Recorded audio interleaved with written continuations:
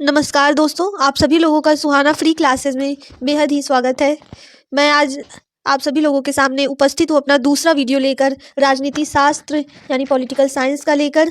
आशा करती हूँ कि आप सभी लोग सकुशल होंगे और अच्छे से अपनी पढ़ाई कर रहे होंगे। आज हम घटना चक्र से आगे के 25 प्रश्न उसके आगे के करेंगे और रोज़ शाम को 6 बजे मेरे वीडियो डल जाया करेंगे और हर रोज़ मैं आपके 25 प्रश्न कंप्लीट कराऊंगी। और उन 25 प्रश्न तो ज़रूर होते हैं, पर 25 प्रश्नों में कम से कम उससे एक्स्ट्रा ही मैं बताती हूँ, उसकी व्याख्या बताती हूँ। और उसके 25 प्रश्नों में 50 प्रश्नों से ज़्यादा प्रश्नों का संग्रह होता है मेरे वीडियोज़ में। आप इधर देखेंगे कि उत्तर प्रदेश माध्यमिक शिक्षा सेवा बोर्ड और उत्तर प्रदेश लोक सेवा आयोग एवं अन्य परीक्षा संस्थाओं जो दो TGT, PGT, GIC, LT grade and net GRF की तैयारी करते हैं, उन सभी के लिए यह क्लास जो है महत्वपूर्ण है। और साथ ही साथ इस क्लास के द्वारा आपको और भी बहुत कुछ सीखने को मिलेगा। तो आइए अब हम अपने टॉपिक की ओर आगे बढ़ते हैं और उसके आगे के जो प्रश्न थे कल से आगे के, उनको करते हैं। तो हमारा पहला प्रश्न है, सन 1909 के एक्ट को दूसरे किस नाम से पुकारा जाता है? या इसमें पूछा गया है कि सन 1909 के एक्ट को दूसरे किस नाम से पुकारा जाता है। पहला ऑप्शन है राज्यसभा सुधार बिल, दूसरा पार्लियामेंटो सुधार, तीसरा होम रूल बिल, चौथा है मॉन्टेग्यू बिल। तो बताइए इसका सही आंसर क्या होगा। और यह आपकी टीजीटी परीक्षा 2010 में भी पूछा जा चुका है। तो इसका सही आंसर देखेंगे, इसका सही आंसर है पार्लियामेंटो सुधार। बी ऑप्शन इसका बिल्कुल करेक्ट है।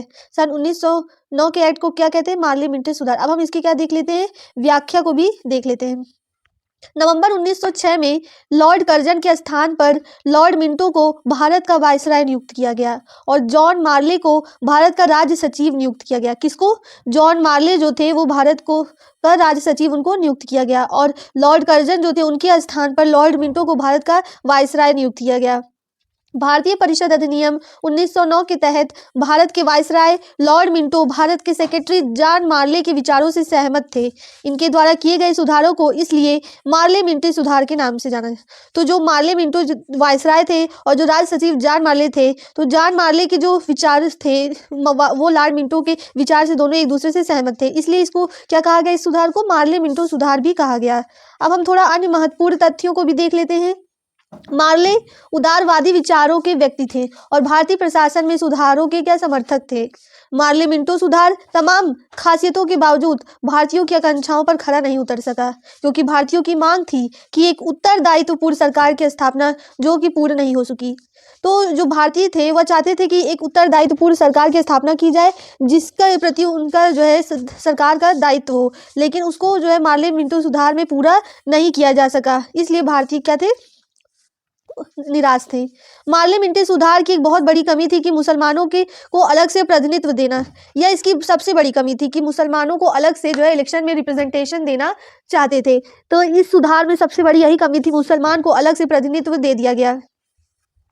अब हम अपने दूसरे प्रश्न की ओर बढ़ते हैं। हमारा दूसरा प्रश्न है कि बंगाल विभाजन कब रद्द किया गया? 1909 में, 1910 में, 1911 में या 1912 में? तो आपका सही आंसर क्या है, बताइए मुझे आप। तो सही आंसर है आपका 1911 में जो बंगाल विभाजन है उसको क्या कर दिया गया, रद्द कर दिया गया। और यह आपका प्रश्न यूपी जीआईसी प्रवक्ता परीक्षा में भी पूछा जा चुका है। वो भी कब? वो भी 2009 की परीक्षा में यह प्रश्न पूछा जा चुका है और इसका सही आंसर क्या है, 1911। अब चलिए हम इसकी व्याख्या देख लेते हैं। दिसंबर 1911 में ब्रिटिश सम्राट जॉर्ज पंचम और महारानी मेरी के भारत आगमन पर उनके स्वागत हेतु दिल्ली में एक दरबार का आयोजन किया गया। दिल्ली दरबार में ही 12 दिसंबर 1911 को सम्राट ने बंगाल विभाजन को रद्द घोषित कर दिया। तो कब, यह डेट याद रखिएगा, 12 दिसंबर 1911 को किसने, सम्राट जॉर्ज पंचम ने बंगाल के विभाजन को क्या कर दिया, रद्द कर दिया। यह आपका इंपॉर्टेंट है, इसे याद रखिएगा कि सम्राट ब्रिटिश जॉर्ज पंचम ने 12 दिसंबर 1911 को बंगाल विभाजन को रद्द किया था। साथ ही कलकत्ता की जगह दिल्ली को भारत की नई राजधानी बनाए जाने की घोषणा कर दी गई और इसी समय जो है जो घोषणा की गई कि कलकत्ता की जगह अब क्या, दिल्ली हमारी राजधानी होगी। घोषणा के अनुरूप बंगाल को एक नए प्रांत के रूप में पुनर्गठित किया गया। उड़ीसा तथा बिहार को इससे अलग कर दिया गया और इसी घोषणा में आप देखेंगे कई चीजें की गई, जैसे कि पहला ये था कि विभाजन रद्द कर दिया बंगाल का, दूसरा ये था कि कलकत्ता से दिल्ली को राजधानी बना दी गई और तीसरा ये था कि जो है उड़ीसा तथा बिहार को बंगाल से जो है क्या कर दिया, अलग कर दिया गया और बंगाल को एक नए प्रांत के रूप में पुनर्गठित कर दिया गया। यहाँ से देखिए आपके 3 प्रश्न हो गए। अब आपके 28वां प्रश्न है कि निम्नलिखित में से कौन होम रूल आंदोलन से संबंधित था? पहला ऑप्शन है लाला लाजपत राय, दूसरा मदन मोहन मालवीय, तीसरा लोकमान्य तिलक या एमजी रणारे। और यह आपका प्रश्न यूपीजीआईसी प्रवक्ता परीक्षा 2008 में पूछा जा चुका है। अब इसका सही आंसर क्या होगा बताइए मुझे। तो इसका सही आंसर क्या है, लोकमान्य तिलक। सी इसका क्या है, बिल्कुल सही आंसर है। यही जो है लोकमान्य तिलक ही होम रूल आंदोलन से क्या थे, संबंधित थे। अब इसकी व्याख्या हम देख लेते हैं। अप्रैल 1916 में तिलक ने पूना में होम रूल लीग की स्थापना की। कहाँ पर होम रूल की स्थापना हुई है, पूना में, वो भी कब, 1916 में। किसने की, तिलक ने की, याद रखिएगा आप लोग इसको। और इसके प्रथम अध्यक्ष थे जोसेफ बैप्टिस्टा एवं सचिव एनसी केलकर थे। तो इसको याद रखिएगा कि इसके अध्यक्ष कौन थे, प्रथम अध्यक्ष थे जोसेफ बैप्टिस्टा और सचिव थे एनसी केलकर। तिलक द्वारा स्थापित लीग की कमेटी के सदस्यों में जीआर खारपेटे, बीएस, यह सभी लोग क्या थे, यह सभी लोग इनके जो है कमेटी के सदस्यों में शामिल थे। और इसके अध्यक्ष कौन थे, जोसेफ बैप्टिस्टा, इसको याद रखिएगा, और सचिव एनसी केलकर थे।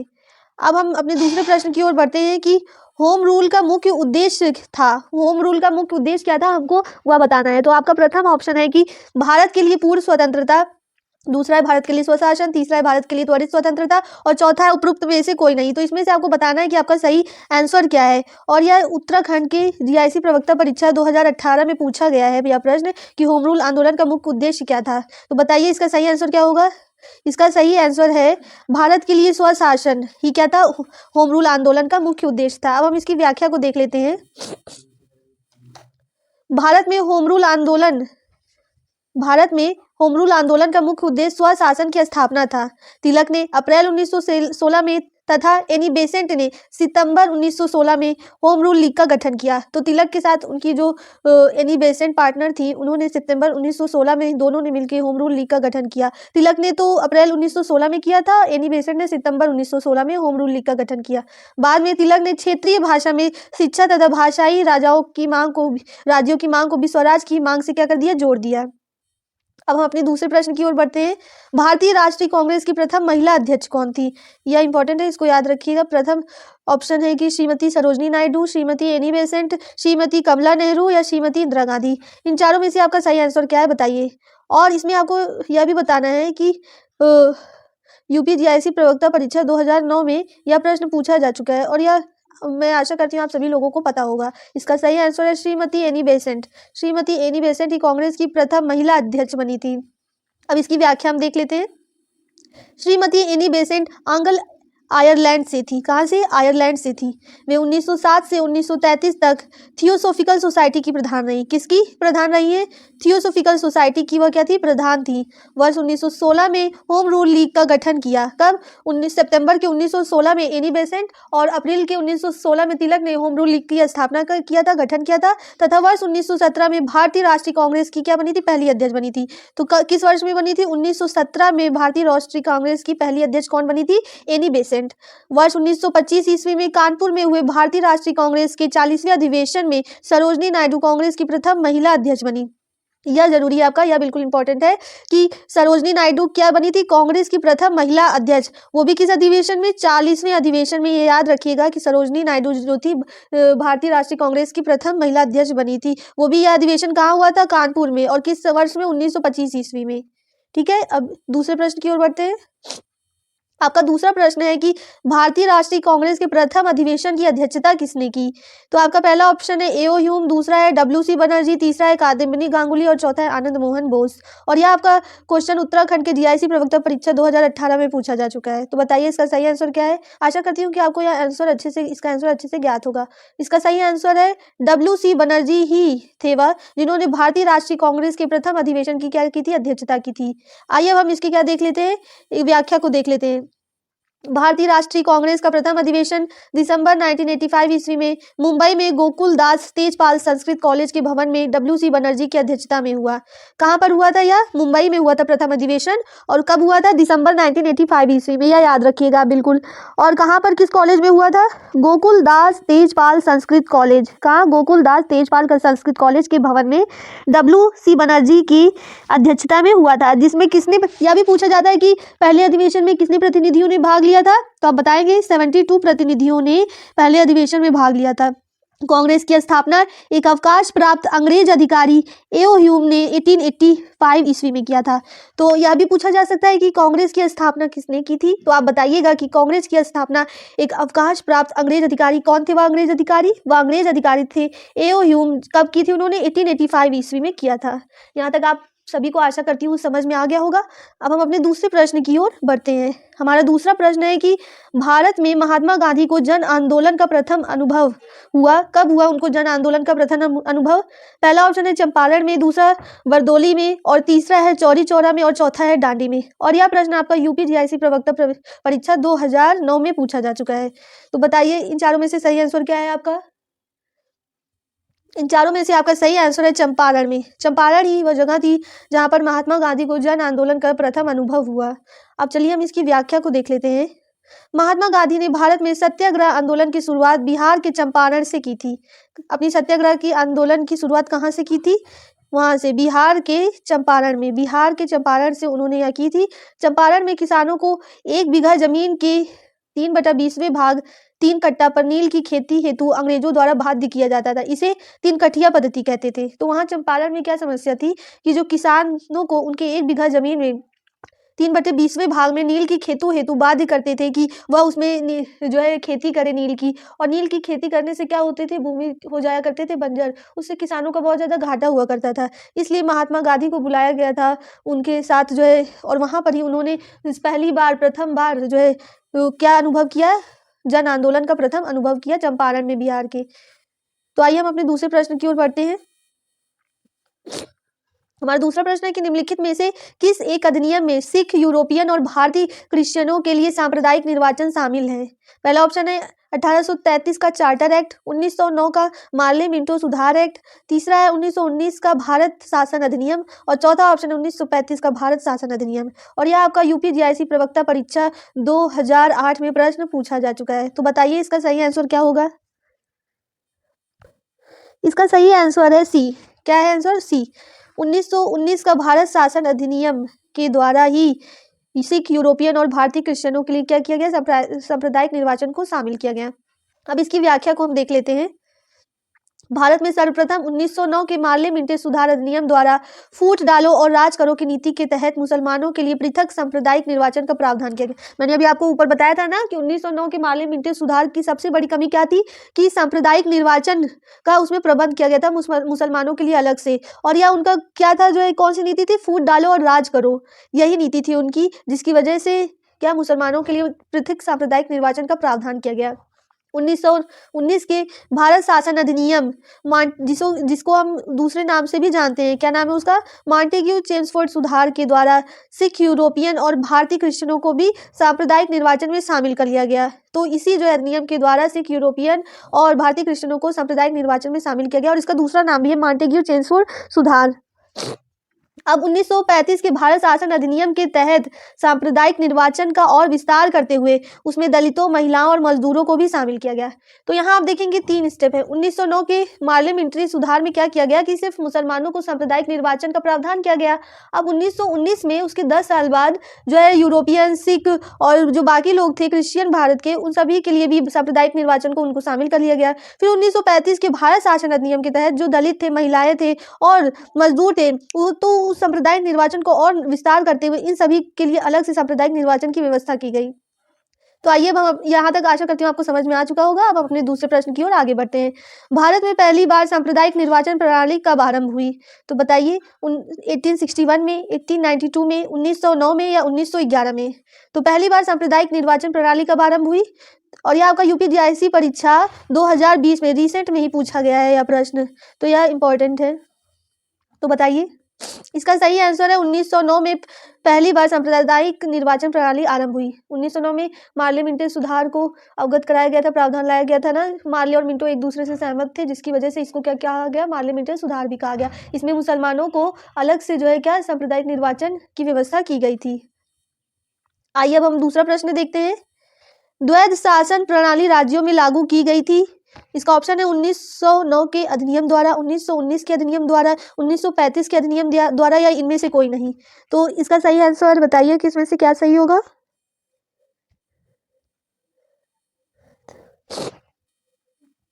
तो इसका सही आंसर क्या है? ऑप्शन बी 1919 के अधिनियम द्वारा द्वैध शासन प्रणाली राज्यों में क्या की गई? लागू की गई। अब हम इसकी व्याख्या को देख लेते हैं। मॉन्टेग्यू चेम्सफोर्ड सुधार, जिससे हम 1919 का क्या कहते हैं? अधिनियम भी कहते हैं, ब्रिटिश सरकार द्वारा भारत में संवैधानिक सुधार से संबंधित है। भारत में प्रांतों में द्वैध शासन का प्रारंभ मॉन्टेग्यू चेम्सफोर्ड सुधार 1919 से प्रारंभ किया गया।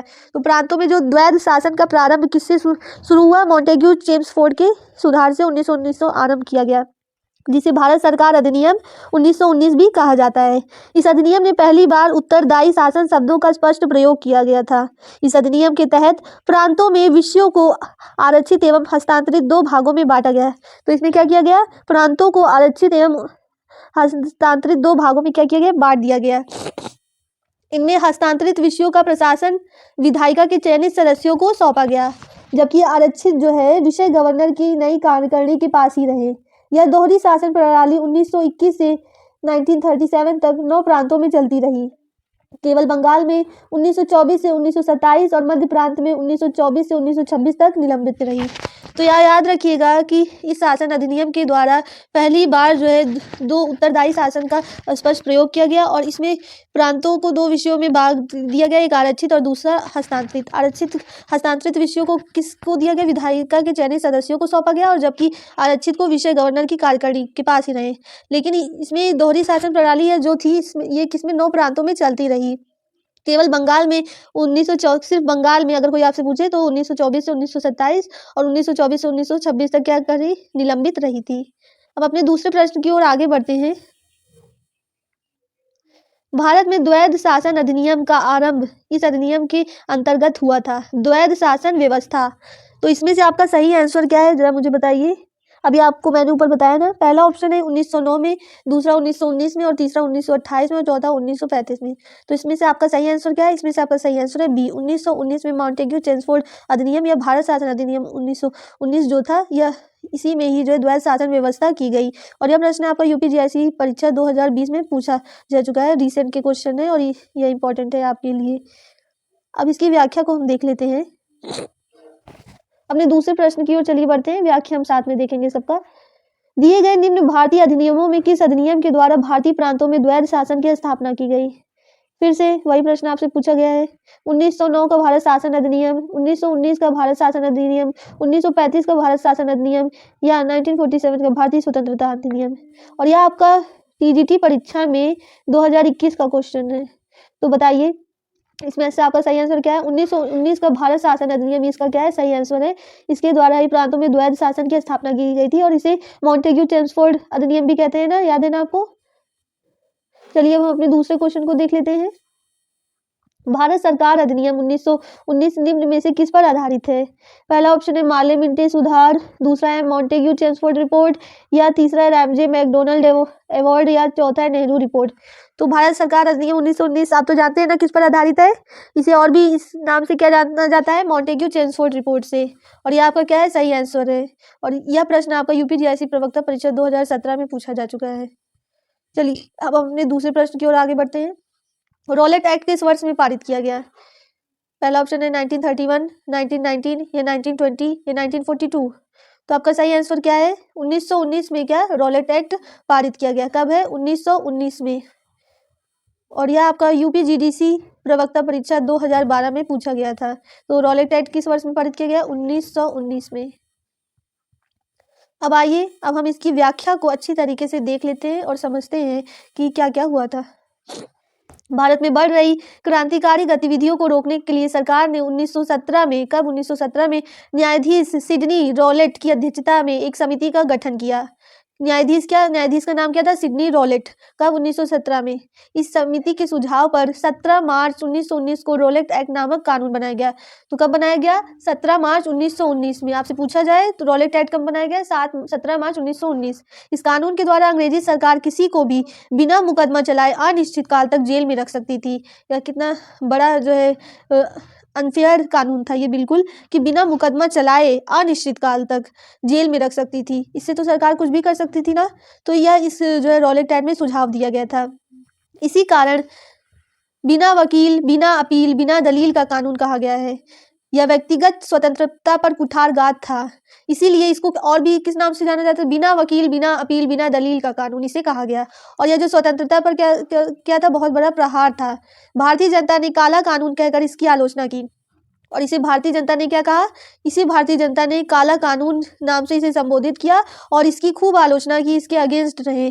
गांधी जी ने इसके विरोध में सत्याग्रह सभा की स्थापना की, और गांधी जी ने इसके विरोध में किसकी सत्याग्रह सभा की स्थापना की? और 6 अप्रैल 1919 को देश भर में हड़ताल का आह्वान कर दिया।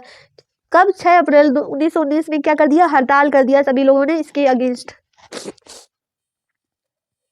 चलिए अब अपने दूसरे प्रश्न की ओर बढ़ते हैं। भारत में किस वर्ष से राष्ट्रीय आंदोलन ने जन संगठित आंदोलन का रूप लिया? राष्ट्रीय आंदोलन तो होता ही था, लेकिन किस वर्ष से यह जन जन तक जन संगठित आंदोलन का रूप ले लिया इसने?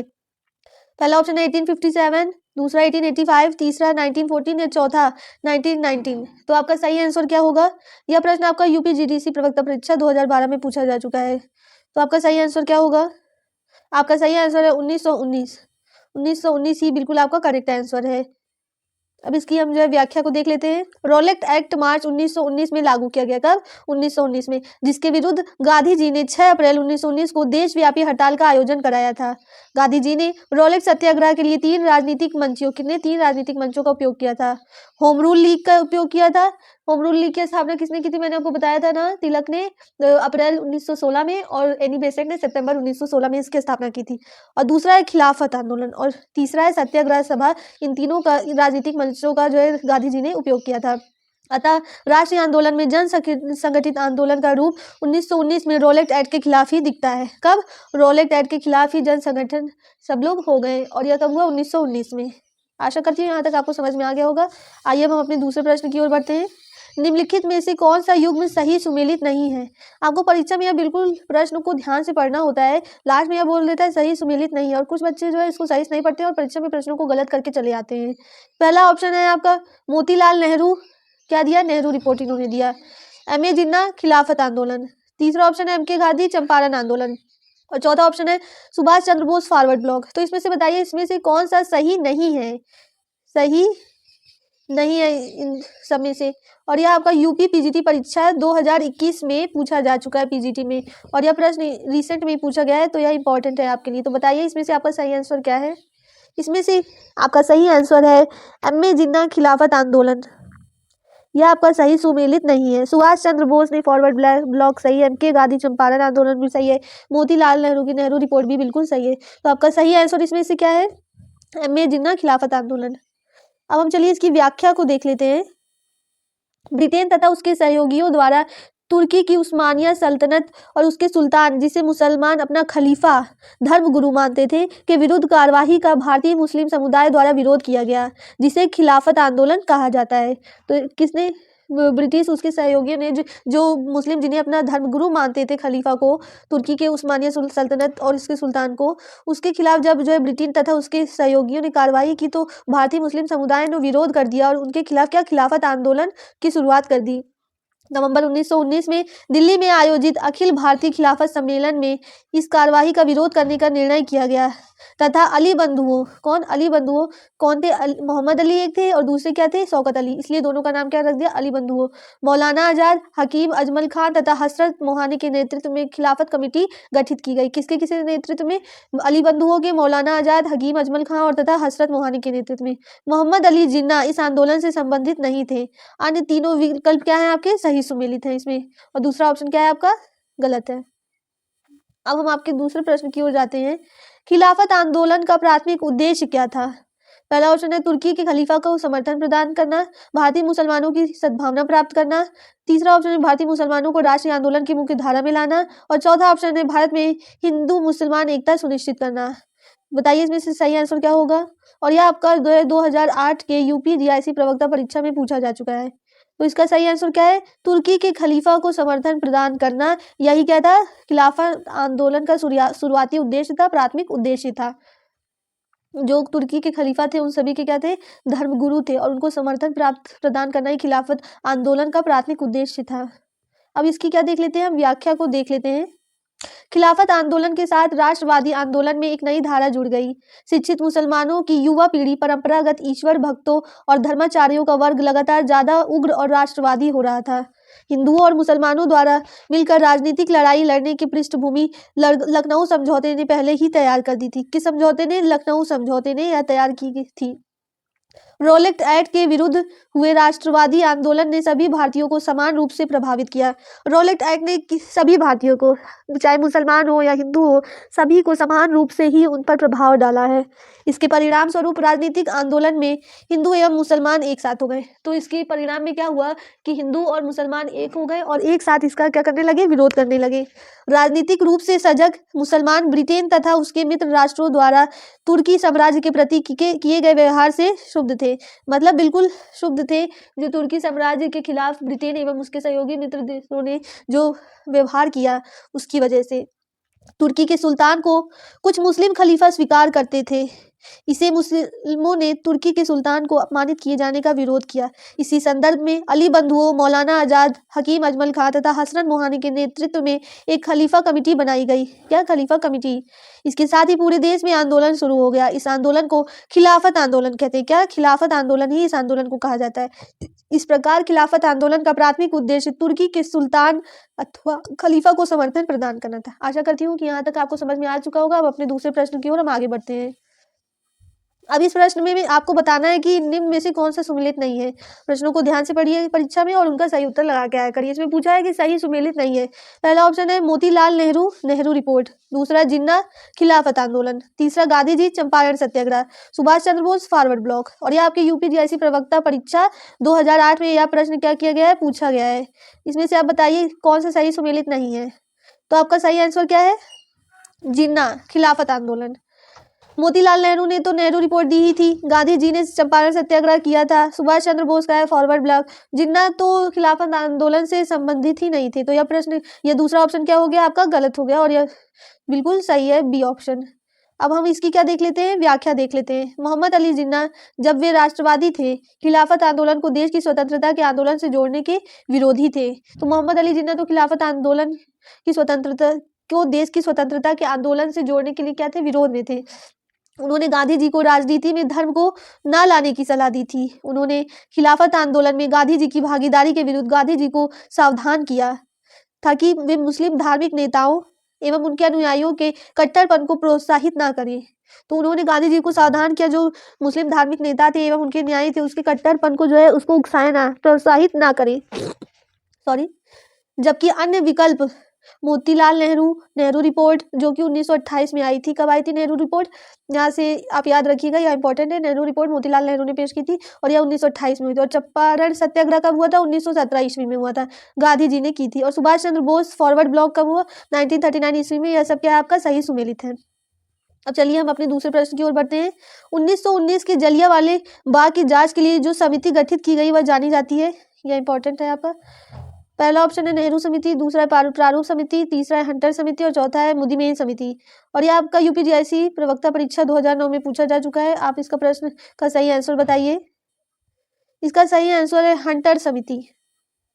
तो 1919 के जलियांवाला बाग की जो जांच करने के लिए समिति गठित की गई थी, उसको किस नाम से जाना जाता है? उसको हंटर समिति के नाम से जाना जाता है। चलिए हम इसकी व्याख्या को देख लेते हैं। जलियांवाला बाग हत्याकांड जो कि 13 अप्रैल 1919 ईस्वी में हुआ था। यह याद रखिएगा कब हुआ था? 13 अप्रैल 1919 में यह हुआ था जलियांवाला बाग हत्याकांड की जांच हेतु ब्रिटिश सरकार ने हंटर कमीशन का गठन किया था। कमीशन ने मार्च 1920 में अपनी रिपोर्ट प्रस्तुत की, जिसमें दुर्घटना के लिए सरकार को दोषी नहीं बताया गया। तो यह भी याद रखिएगा, यहाँ से प्रश्न बन सकता है। याद रखिएगा इन्होंने अपनी कब रिपोर्ट प्रस्तुत की हंटर कमीशन ने? मार्च 1920 में। अब हमारा दूसरा प्रश्न है कि असहयोग आंदोलन की निम्नलिखित प्रमुख विशेषताएं थी। नामित पदों से त्यागपत्र देना, विधायिका का बहिष्कार, न्यायालयों का बहिष्कार और सरकार के बकाया करों का भुगतान। इन चारों ऑप्शन में से नीचे दिए गए कूटों में सही उत्तर चुनिए। तो इसमें से आपका सही आंसर क्या है? बी आपका बिल्कुल सही आंसर है। नामित पदों से त्यागपत्र देना, यह क्या था, असहयोग आंदोलन की प्रमुख विशेषता। विधायिका का बहिष्कार, यह भी आता है। और तीसरा क्या है, न्यायालयों का बहिष्कार, यह भी यह सभी किस में आता है, आपका असहयोग आंदोलन में यह सब आता है। यह सब क्या थी, उनकी प्रमुख विशेषताएं थी। अब चलिए इसका जो है हम देख लेते हैं व्याख्या। असहयोग आंदोलन 1 अगस्त 1920 को प्रारंभ हुआ। तो यह पूछा जा सकता है कि असहयोग आंदोलन कब प्रारंभ हुआ, तो याद रखिएगा यह 1 अगस्त 1920 को प्रारंभ हुआ, किंतु 4 फरवरी 1922 को यह शुरू तो हुआ, लेकिन जो 4 फरवरी 1922 को चौरी चौरा कांड के कारण महात्मा गांधी ने इसे वापस ले लिया था। तो जो चौरी चौरा हत्याकांड हुआ था, उसके चलते महात्मा गांधी ने यह असहयोग आंदोलन जो है आपका 1920 में 1 अगस्त 1920 में चालू हुआ था, उसको वापस ले लिया। असहयोग आंदोलन का लक्ष्य 1 वर्ष के भीतर स्वराज की प्राप्ति था। इसका लक्ष्य क्या था, बिल्कुल याद रखिएगा, इंपॉर्टेंट है। 1 वर्ष के भीतर स्वराज की प्राप्ति था। इसके साथ ही सरकार उपाधि, स्कूल, न्यायालयों, विदेशी सामानों एवं विधायिका का पूर्णतः बहिष्कार की क्या थी, योजना थी। अब चलिए हम अपने दूसरे प्रश्न की ओर बढ़ते हैं। दूसरा प्रश्न है आपका कि असहयोग आंदोलन के एजेंडे में निम्नलिखित कार्यक्रमों में से क्या सम्मिलित नहीं था। तो जो असहयोग आंदोलन का क्या था, एजेंडा था, उसमें से आपको बताना है कि निम्नलिखित कार्यक्रमों में से क्या सम्मिलित नहीं था। पहला है विदेशी वस्तुओं का बहिष्कार, दूसरा अदालतों का बहिष्कार, तीसरा है कानूनों की अवमानना, और चौथा है कि 1919 के अधिनियम के अंदर चुनाव का बहिष्कार। और यह प्रश्न आपका यूपी जीआईसी प्रवक्ता परीक्षा 2009 में पूछा गया है। तो बताइए इसका सही आंसर क्या होगा। इसका सही आंसर है आपका सी, कानूनों की अवमानना। यह आपका बिल्कुल सही है। यह असहयोग आंदोलन के एजेंडे में बिल्कुल भी शामिल नहीं था कि हम कानूनों की अवमानना करेंगे, बल्कि यह विदेशी वस्तुओं का बहिष्कार, आंदोलनों का बहिष्कार और साथ ही साथ 1919 के अधिनियम के अंतर्गत चुनाव का बहिष्कार, बिल्कुल ही यह सब शामिल हुआ करता था। अब हम अपने इसके देख लेते हैं व्याख्या को। असहयोग आंदोलन के कार्य सूची में सरकारी उपाधि, स्कूल, न्यायालयों तथा विदेशी सामानों को पूर्णतः बहिष्कार की योजना थी। इसके अतिरिक्त 1919 के भारत शासन अधिनियम द्वारा स्थापित केंद्रीय तथा प्रांतीय, तो इस असहयोग आंदोलन के द्वारा क्या, सरकारी उपाधि और स्कूल और न्यायालयों तथा विदेशी सामानों का पूर्णतः बहिष्कार की योजना बनाई गई थी। और जो 1919 के भारत शासन अधिनियम के अंतर्गत क्या कर दिया, चुनाव का बहिष्कार करने की योजना बनाई की गई थी। अब आपका दूसरा प्रश्न की ओर हम बढ़ते हैं। आपका दूसरा प्रश्न है कि फरवरी 1922 में असहयोग आंदोलन के अचानक स्थगित किए जाने पर निम्नलिखित में से किसने यह टिप्पणी की। जब जन उत्साह अपनी चरम सीमा पर पहुंच रहा था, उस समय वापसी का आदेश देना एक राष्ट्रीय आपदा से कुछ भी कम नहीं था। आपको बताना है कि यह टिप्पणी किसने की, मोतीलाल नेहरू ने, सुभाष चंद्र बोस ने, सीआर दास ने या मोहम्मद अली ने। तो आपका सही आंसर क्या है, बी, सुभाष चंद्र बोस ने यह टिप्पणी की थी।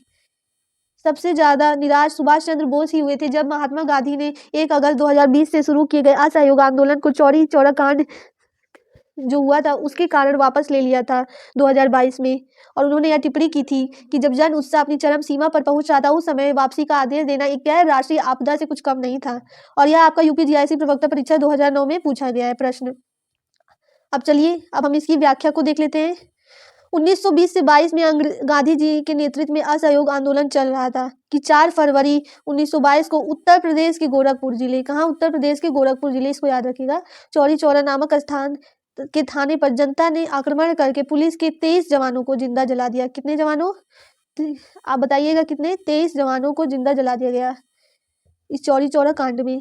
और कहाँ पर हुआ था, उत्तर प्रदेश के गोरखपुर जिले में। इस हिंसा के विरोध में गांधी जी ने 12 फरवरी 1922 को बरदौली में हुई कांग्रेस की बैठक में असहयोग आंदोलन को वापस लेने की घोषणा कर दी। तो यह जो 4 फरवरी 1922 को कांड हुआ था चौरी चौरा, उसके चलते जो है गांधी जी ने तुरंत 12 फरवरी को 1922 में जो बरदौली, कहाँ पर पूछा जा सकता है, कहाँ पर, बरदौली में कांग्रेस की बैठक में असहयोग आंदोलन को वापस लेने की घोषणा कर दी। गांधी जी ने इस निर्णय की आलोचना करते हुए सुभाष जी का कहना है, जब जन उत्साह अपनी चरम सीमा पर पहुंच रहा था, उस समय वापसी का आदेश देना एक राष्ट्रीय आपदा से कुछ भी कम नहीं था। आंदोलन को समाप्त करने के समर्थन में गांधी जी ने यंग इंडिया में लिखा, किसमें, उन्होंने यंग इंडिया में यह लिखा, आंदोलन को हिंसक होने से बचाने के लिए मैं हर एक अपमान, हर एक यंत्रणापूर्ण बहिष्कार, यहाँ तक कि मौत को भी सहने को तैयार हूँ। यह गांधी जी का कहना था। अब हम अपने दूसरे प्रश्न की ओर बढ़ते हैं। आपका वीडियो थोड़ा लंबा हो रहा है, लेकिन मैं चाहती हूँ कि आपको हर एक चीज़ अच्छी तरीके से समझाऊं। या 25 प्रश्न जरूर है, लेकिन इन प्रश्नों में आप कुछ नया सीख रहे हैं और साथ ही साथ व्याख्या में और भी प्रश्न को देखते जा रहे हैं। महात्मा गांधी द्वारा असहयोग आंदोलन को अंततः वापस लिया गया। पार्टी के दिशा निर्देशों पर चौरी चौरा में हिंसक वारदात होने के कारण, ब्रिटिश सरकार के साथ शांतिपूर्ण समाधान होने पर, या सरकार द्वारा दमनकारी कार्रवाई होने के कारण। तो बताइए इन चारों में से आपका सही आंसर क्या है। अभी मैंने आपको ऊपर समझाया है ना। यह चौरी चौरा में हिंसक वारदात होने के कारण जो 23 जवान थे, जनता ने आक्रमण करके थाने पर उनको जिंदा जला दिया उस 4 फरवरी 1922 में। तो 12 फरवरी 1922 में गांधी जी ने चौरी चौरा में हिंसक वारदात होने के कारण क्या असहयोग आंदोलन को वापस लिया। और यह प्रश्न आपका रिसेंट में 2018 में उत्तराखंड के जीआईसी प्रवक्ता परीक्षा में पूछा गया है। चलिए अब हम इसकी व्याख्या को देख लेते हैं। महात्मा गांधी द्वारा असहयोग आंदोलन चौरी चौरा में हिंसक वारदात के बाद वापस लिया गया। 4 फरवरी 1922 को असहयोग आंदोलन के दौरान गोरखपुर उत्तर प्रदेश के चौरी चौरा नामक स्थान पर आंदोलनकारियों की भीड़ ने थाने में आग लगा दिया, जिसमें 23 पुलिसकर्मियों की मौत हो गई थी। 4 फरवरी, यहाँ 2021 लिखा है, 4 फरवरी 2021 को चौरी चौरा कांड के 100 वर्ष, तो 4 फरवरी 2021 को इसके कितने वर्ष पूरे हो गए? 100 वर्ष पूरे हो चुके थे। उपलक्ष्य में उत्तर प्रदेश राज्य सरकार द्वारा शताब्दी समारोह का क्या किया गया? आयोजन किया गया। अब दूसरा प्रश्न हम देखते हैं, स्वराज दल की स्थापना का मुख्य मुद्दा क्या था? जलियांवाला बाग हत्याकांड, प्रांतीय स्वशासन, काउंसिल प्रवेश या बंगाल विभाजन। और यह आपका टीजीटी परीक्षा में पूछा जा चुका है 2001 में। तो आपका सही आंसर क्या है? काउंसिल प्रवेश ही सही आंसर है। स्वराज दल का यही क्या था? मुख्य मुद्दा था। अब इसका जो है हम एक्सप्लेनेशन देख लेते हैं। चौरी चौरा कांड के पश्चात महात्मा गांधी ने फरवरी 1922 में असहयोग आंदोलन को वापस ले लिया। CR दास और मोतीलाल नेहरू ने औपनिवेशिक सत्ता का विरोध जारी रखने के लिए एक नई रणनीति की वकालत करते हुए सुझाव दिया कि राष्ट्रवादी आंदोलनकारी विधान परिषदों, लेजिस्लेटिव काउंसिलों को बहिष्कार बंद करें। इन काउंसिलों का सदस्य बनकर वे पाखंडी सांसद का पर्दाफाश करें। इसी उद्देश्य से CR दास और मोतीलाल नेहरू ने जनवरी 1923 को नई पार्टी कांग्रेस खिलाफत स्वराज पार्टी का गठन किया। कब? 1923 को, वो भी कब? 1923 को जनवरी में स्वराज पार्टी कांग्रेस खिलाफत का क्या किया? गठन किया। अब चलिए हम अपने लास्ट प्रश्न की ओर बढ़ते हैं। निम्नलिखित में से कौन स्वराज पार्टी से संबंधित था? गोखले, बीजी तिलक, डॉक्टर MR जयकर या चौथा डॉक्टर राजेंद्र प्रसाद। यह आपका यूपीजीएससी प्रवक्ता परीक्षा 2008 में पूछा जा चुका है। तो सही आंसर क्या होगा आपका? डॉक्टर MR जयकर ही स्वराज पार्टी से इन चारों में से संबंधित थे। अब हम इसकी व्याख्या को देख लेते हैं। स्वराज पार्टी की स्थापना जनवरी 2023 में किसने की थी? CR दास तथा मोतीलाल नेहरू ने की। यह प्रश्न आपका बन सकता है और यह इंपॉर्टेंट है, याद रखिएगा। स्वराज पार्टी की स्थापना किसने की? CR दास तथा मोतीलाल नेहरू ने। डॉक्टर MR जयकर भी स्वराज पार्टी से संबंधित थे। डॉक्टर राजेंद्र प्रसाद गांधी के समर्थक थे तथा वह स्वराज पार्टी के समर्थक नहीं थे, जबकि गोखले एवं बीजी तिलक की स्वराज पार्टी 1923 की स्थापना से पूर्व ही मृत्यु हो चुकी थी। तो गोखले और बीजी तिलक की जो है स्वराज पार्टी की स्थापना से पूर्व क्या हो गई थी? मृत्यु हो चुकी थी। तो यहाँ पर आपके सभी 25 प्रश्न पूरे होते हैं। मैंने आप सभी को अच्छी तरीके से समझाने की कोशिश की और 25 प्रश्नों में ज़्यादा से ज़्यादा और भी प्रश्न बताने का प्रयास किया। आशा करती हूँ कि आप सभी लोग ने अच्छी तरीके से पढ़ाई की होगी, अच्छी तरीके से मेरा पूरा वीडियो देखा होगा। मुझसे कोई त्रुटि हुई होगी तो मुझे माफ़ कीजिएगा, और अगर आपको कोई भी डाउट हो तो कमेंट बॉक्स में आप कमेंट कर सकते हैं। हमारे चैनल को सब्सक्राइब करें, लाइक करें और शेयर करें। आगे और भी अच्छे अच्छे से कंटेंट आते रहेंगे। Thank you very much.